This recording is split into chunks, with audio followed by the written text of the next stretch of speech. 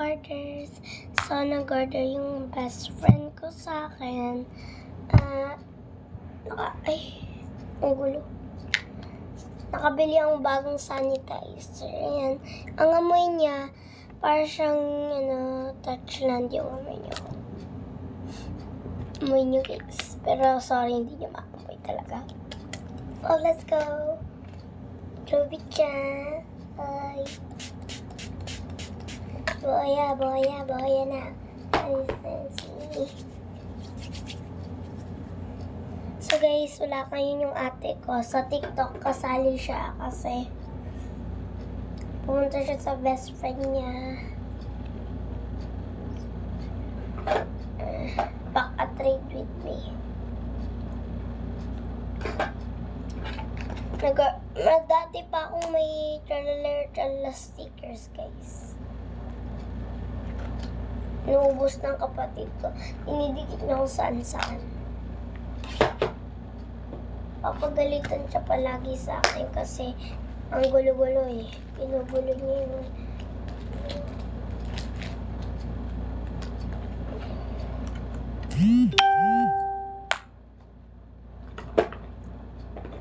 Nag-chat yun. Ayan. Ito lang yata. Joke lang, hindi ko siya bibigyan ng photocard. No. Pati na lang, 3 na lang yung K-pop ko. Binibigay ko lang ito sa mga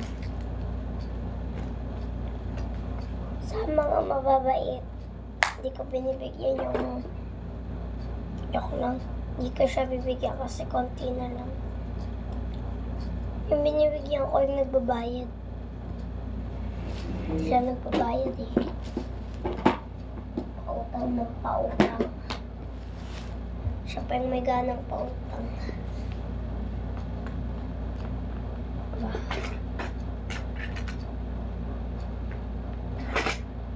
Nag-order pa siya sa akin ng aso. Pati tip. Tip, tsaka aso. Gamit na akong ziplock.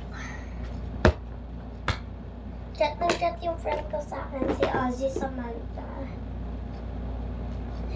Tinatanong niya kung pwede ako bukas. Sabi ko, pwede naman. Kasi daw siya aalis siya bukas.